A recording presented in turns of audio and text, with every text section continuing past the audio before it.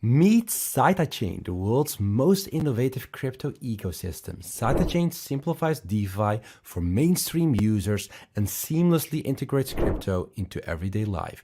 Discover the endless possibilities with Cytachain's Layer 0 blockchain. Go and check them out, cytachain.com.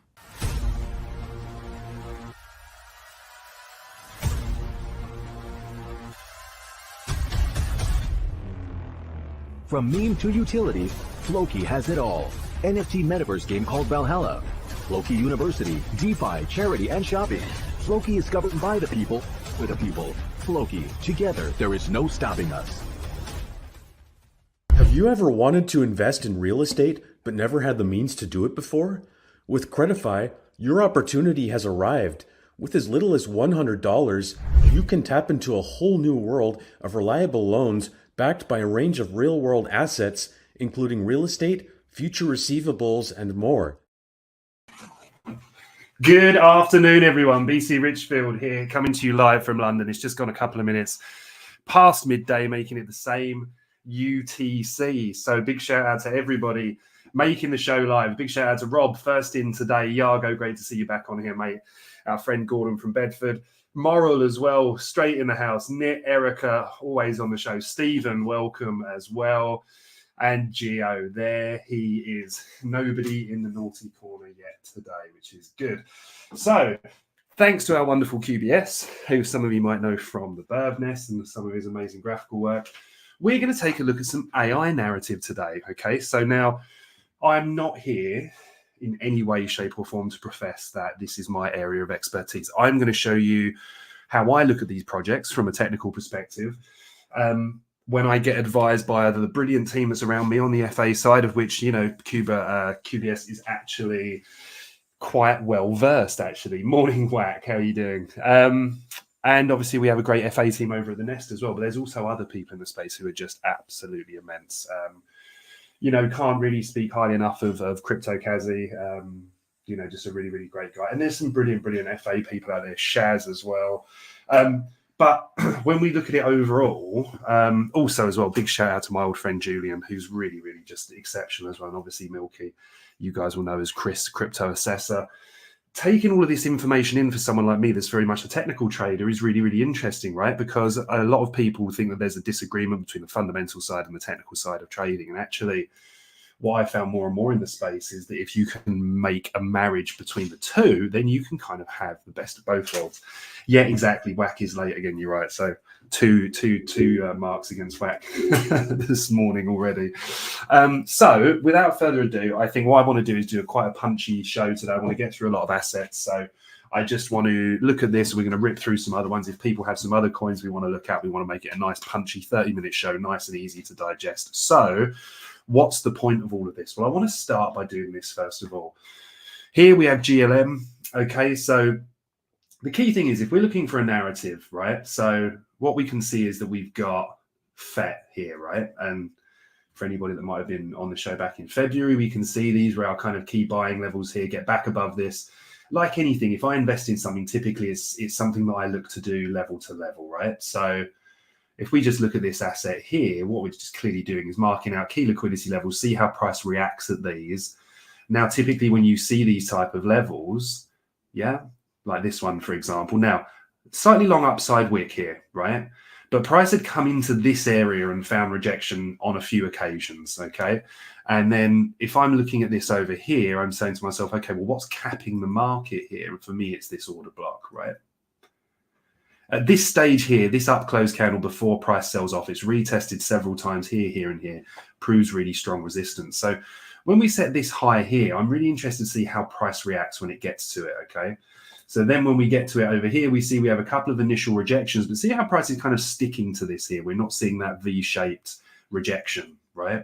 So what I mean by that is if we look at these kind of patterns that we see here, hey, Williest, how you doing, buddy? If we look at these kind of patterns that we get here, when you see a rejection at a level, price often gets up and then gets back down relatively quickly, okay? What you didn't see here is price come up, start to kind of consolidate, get back above, and then use that consolidation as a base, which is what we kind of see here, right? So if we're looking at this as kind of price coming in and consolidating underneath here. When we get that impulse move through, it's really, really important we see this area hold as support, while price then looks to move itself further higher. So, you know, very, very simple. Or you get situations like this where just the displacement from the breakout and the momentum tells you that price is looking for higher prices.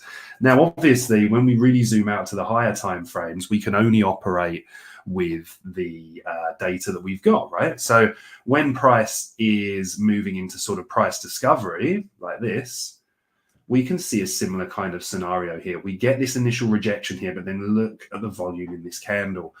And there's really a saying, you want to be looking at this as you would kind of look at any kind of trending asset, okay? And by that, I mean, the trend is our friend until the end, right? Really cheesy saying, I know, but it's very, very true. So while we're bullish, we remain bullish, okay? So when we see these assets really, really start to tear away, a lot of people get FOMO, a lot of people start to enter. Now, that's not a good way to trade. We all know that. I'm sure you've all heard that before.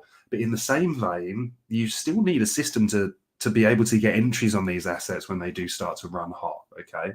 So one of the things that I like to do, and something I get quite a few questions about, is when you see price really having these larger impulse moves, how do we get involved? Well, first of all, I always want to stay true to my principles, which are I'm looking for price to move from to seek liquidity above old highs or old lows, or I'm looking for price to rebalance fair value gaps, right? So these are, you know, concepts that I've refined over a number of years. Was fortunate to learn a lot from traders like ICT, Trader SZ. So they're all steeped in price action theory, okay? But basically these gaps that we see here, you'll see them as kind of gray on my charts. Then when price comes down into these areas, we've remained in a bullish structure. This presents a good buying opportunity. We don't know if price is going to come down to here. We don't know if it's just this one or this one. If at any point we're kind of looking for a bit more clarity, then what we can do is move to a higher time frame chart. Yeah, so in this case, I've moved to say a 3-day to find that singular clean gap, yeah, for price to come into. Then you can refine it down by moving down through the time frames, right? And then you know you've got this area.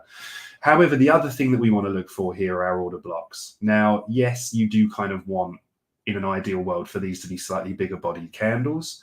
But the thing that I'm interested in here is how price moves right now.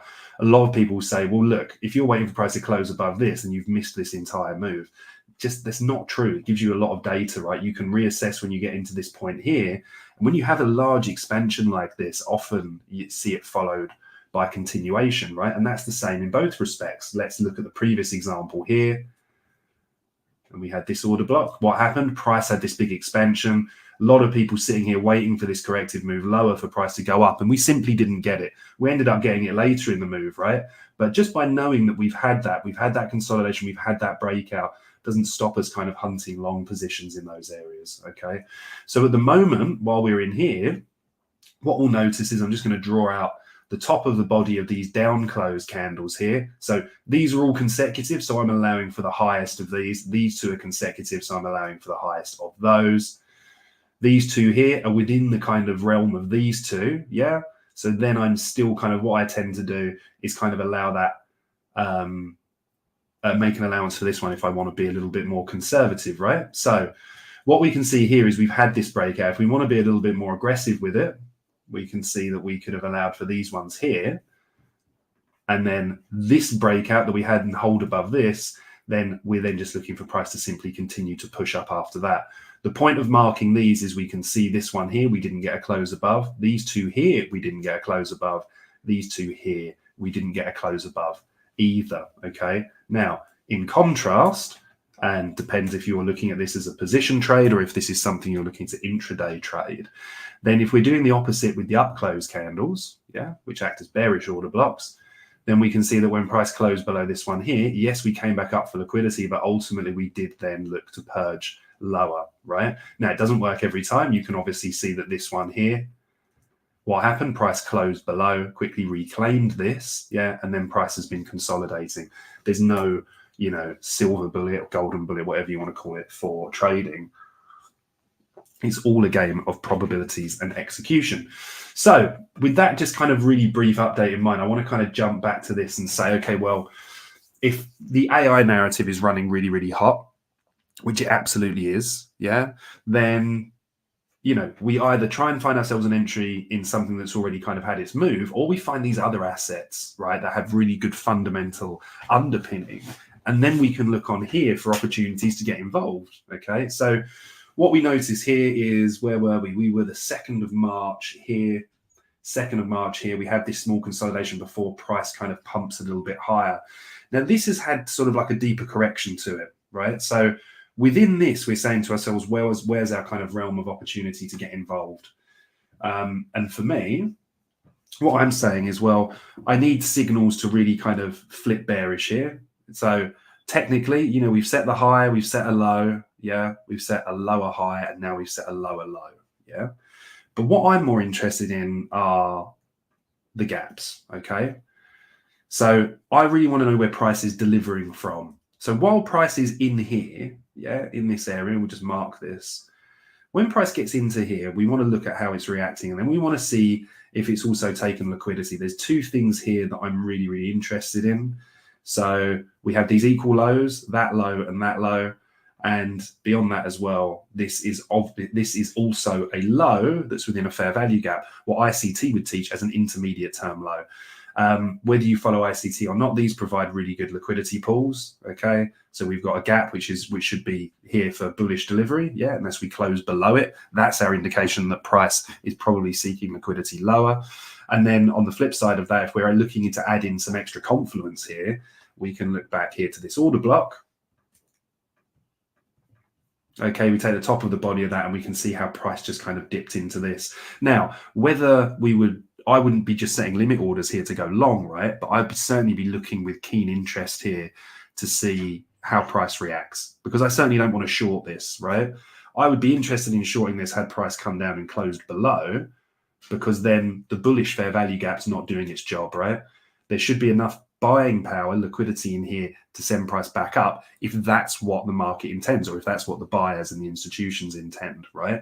If not, then quite simply, we need to continue and say that this is bullish, sorry. If it doesn't, and it shows weakness and it closes below, then we'd be looking for the next key liquidity targets lower down. And again, down here, if we're looking for what's clear and obvious, we can see that we have a low here within a fair value gap. Again, these play really good liquidity targets. We didn't get that, right? So when we're going to look at the chart on a lower time frame in a moment, we're going to see what kind of things we want to look at in here to see those reversals. But sticking to our key principles and what I've just covered with order blocks, if we look down here, yeah, remembering that if we want to see a bullish reversal here, what we want to see is confirmations of bullish order blocks, yeah, and we want to see bearish arrays or bearish principles, order blocks, fair value gaps, etc., to be disrespected. Okay, so the point of this is that when we have these two candles here, right, these down close candles here, price closes above it like it does here, it confirms these as an order block, right? Now this is an area that we're expecting this to deliver bullish price action. Okay, now we don't know where that price action is going to stop, but what we can do is just look for key areas within this, right? And one of the first things I'm looking for are old highs and old lows. Because we're bullish here, we're looking for old highs. So at the moment, the level I'm interested in here is 66.58. Now, does it have to respect that? Absolutely not. But what we can then do is drop ourselves down to a lower time frame and find some confluent reasons as to why we think that might be the case. Now, you can look at your fair value gap delivery, basically what we want to see when price is in a bullish state of delivery. And we can see this here. Again, we're just taking this to a slightly lower time frame. One of the things I really love about this, as I was just discussing, was the idea of watching these bearish, I guess ICT we call them arrays, but basically they're just meant like order blocks, fair value gaps, breakers, etc. But today I'm going to have a little bit more of a focus on order blocks, but also fair value gaps, because they make up a huge part of how I trade. Remember, I just said a moment ago, we want to see the things that are capping the market, the bearish things that are capping the market. We want to see them conquered and then have resistance, in this case, turn to support. So why is this an important gap? Well, it's happened. We've set these equal lows. Price has purged these. Okay. Price has then come deeper into our bullish daily fair value gap, where we're expecting either a reaction. If we don't see a reaction, we get a close below. Then our expectations are for price to seek lower. However, while we're holding this area, what we're simply looking for are reasons that we can be bullish again. Okay, so especially if we're looking at this in the forms of how I would look at, say, my investment portfolio or my long-term holdings, I'm saying to myself, okay, look, if I want to accumulate some more down here, I'm either happy to just kind of have some buy orders down here, which I will do, a mixture of, and then dollar cost average in or average in as we move lower. But in the same respect, I also know that I can kind of throw a little bit more on or start to compound my position if I see key technical elements as well. So the reason that I've got this in purple is because this is the real obvious fair value gap, right? Now, the premise is that when we set a gap like that, we expect price to return to it and reject. So we get a rejection here. Price returns here. Look how well the bodies respect this. They just can't close above this, right? You just get these wicks and then price sells off. So rejection, price sells off, rejection, rejection, rejection. Then all of a sudden we get this little peak above, right? And that for me is enough to have me interested. Then when we get this second candle here close above, the keen-eyed amongst you will notice that we set this gap. I'm just going to do this in green so it stands out a bit more. Maybe like a brighter green than that. Okay. Then when price comes into here, this is then when we can start to look for some long orders, right? And the brilliant thing about this is what we've got a really clear point of invalidation here. Yeah, we don't want to see price climb back into this area, right? It should be respecting this bullish gap here. If it doesn't, then basically we're getting reverse scenario of what we've had here, right? Which is that price isn't respecting the bullish gaps, so therefore could be bearish. Now, any of the keen-eyed among you will also know or notice that we had this same situation happen here, right? Price sold off lower, came back. We would expect this to then sell lower to attack these lows, but it didn't. Closed above just by a fraction, right? But then with this expansion move here, yeah, we then come into this bearish gap. So again, a bit treacherous to be taking long positions here, but we want to see how this gap reacts. The rejection of this, look how price comes back to this area and finds support, right? This gives us the first indication of a base being formed that we can then look for as bullish support. And we have another example of that right here. Okay, so that's the premise in terms of how we're looking to build this position. We've got this base here now, and we're looking to move up. So if we're then looking at how we react to these other key highs and lows, as we did here, right? Look, rejection. What does price do though? Price comes down and finds support of this bullish gap. All right.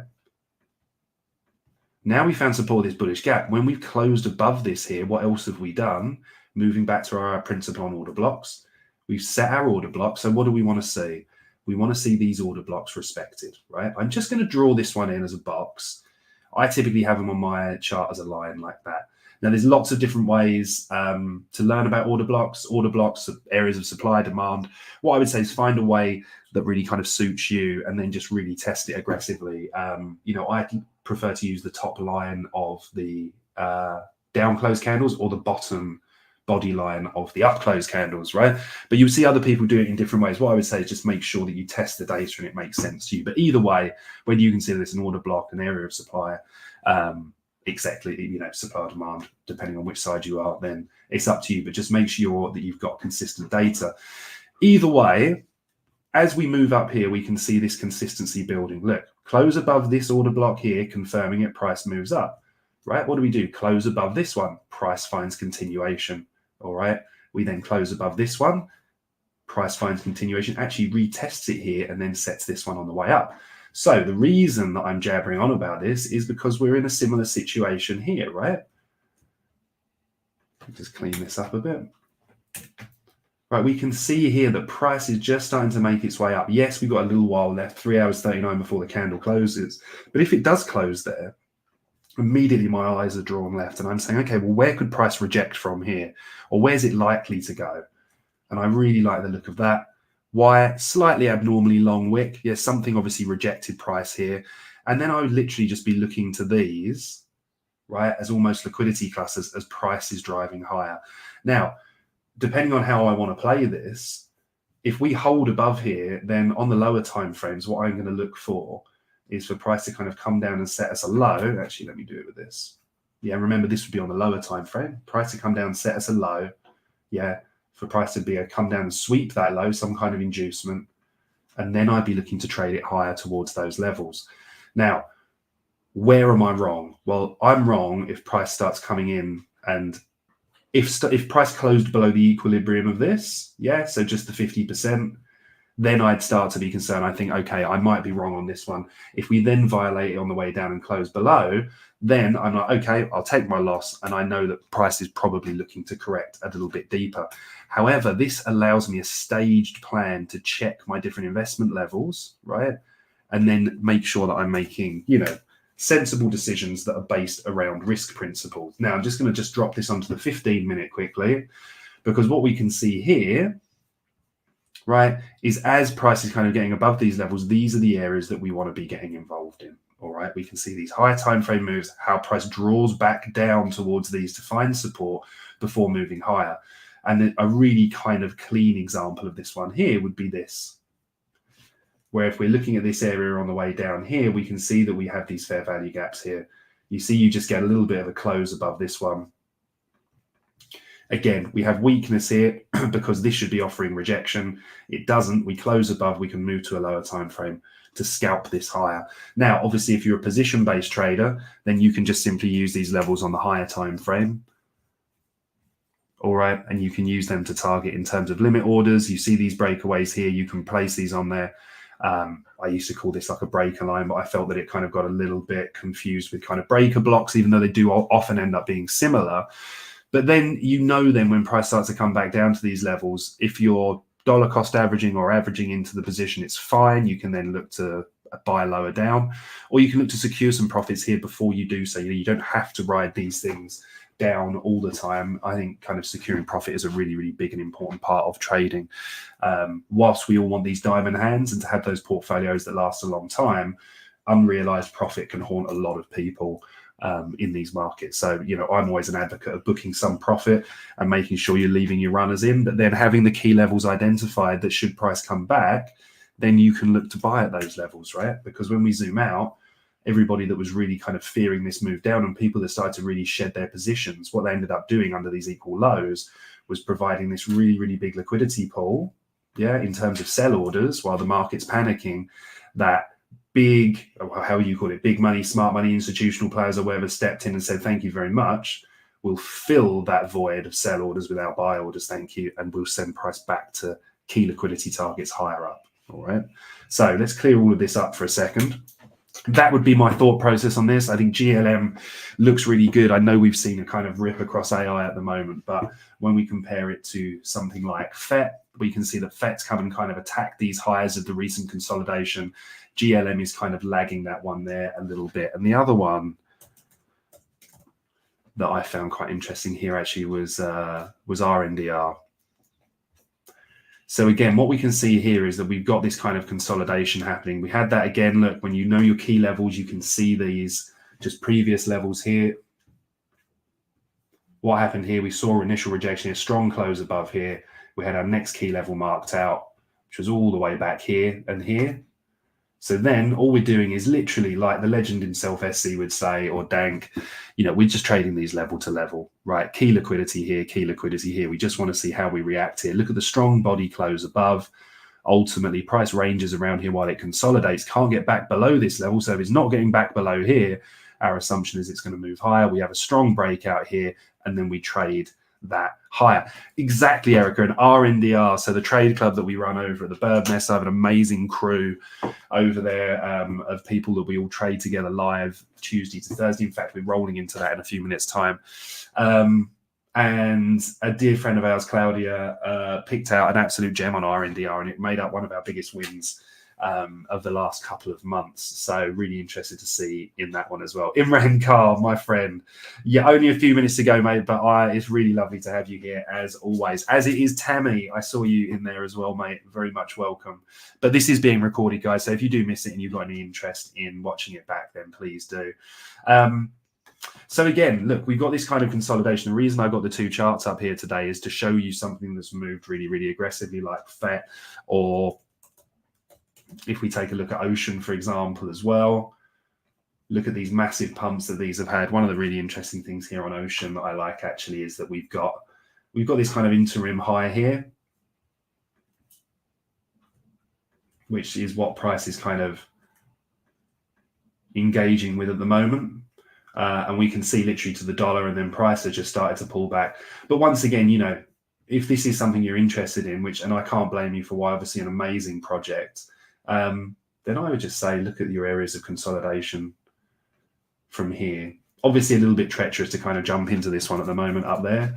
But if we look at this, we can see we've had this big expansion here. Candle started in London. This has just gone really big. It's hit that kind of level. On the 4 hour, when this one closes, might give us a gap here. Look for that pullback. If it gets respected, then the chances are this thing is looking for higher prices. However, just moving this on a daily scale, we can see that we had this consolidation here, right? Price consolidates between here. We had that breakout here, and now price is starting to pump. In contrast, yeah, we can see here that we just haven't quite had that rip yet. So we can take a target of this immediate high, yeah, and then we're going to zoom this one back out again, make sure we're looking left, and we can see that on this one, we don't have any historical data back there. So that's not a bad thing. It just means that we're in price discovery, right? Now, in price discovery, the rules really that I apply are that it's very, very difficult to fade something that's heading into new price territory. But what I will do is I will make sure that I manage my risk very, very closely, all right? So within this consolidation here, if we're saying now, okay, it's our expectation that price is moving a little bit higher, I want a bit more context for that, right? And where I've got my context here is in this. On the 4 hour, we just had this beautiful inversion, right? Price came down, right? Swept this low. So we had the inducement. We've also, I think, if we look at this from where this liquidity was swept and this was taken, if we look at this price leg up from here to here, right, we'll notice that on the way back down, we tagged into here, the golden pocket here, and down to the 705, which got us that really nice, strong reaction. Now, if selling pressure was present, then we would expect a rejection here on the way down, right? But for me, I'm now looking at that level here, and then we've got these levels above. I like this one as well because, again, it's a high within a fair value gap. So now I can kind of get in on the lower time frames and look to position myself and say, okay, well, what would I need to see with the same principles? Well, I love the look of this, right? Because this is delivering from a bullish gap, which I'll just do in green to just really highlight that point. And if this continues to move up in the way that it does, it hasn't done it yet, it would need to close in a minute's time. Then I would feel like the fact we're not respecting that, we're delivering from a really big, clean, bullish fair value gap could mean that this thing is really starting to gear up for a move higher, all right? So one of the things you can always do with these, and something that can really help you, is very similar to like what we have on the Bird Nest website. Let me put this on here for you guys because this is all free. And if you're interested in any of the services, you're interested in what we do or any coaching, and if the membership deals, remember you can get our memberships for free if you sign up for certain exchanges because they pick up the cost for you, etc. Then you can find all that information down on the in the description. But if you go onto the birdnest.com, the link I just popped up, you can find on there, we do free crypto screeners on there. We do legacy screeners as well. So you can find different areas and asset classes that are hot, right? Then when you can go on there, you can use...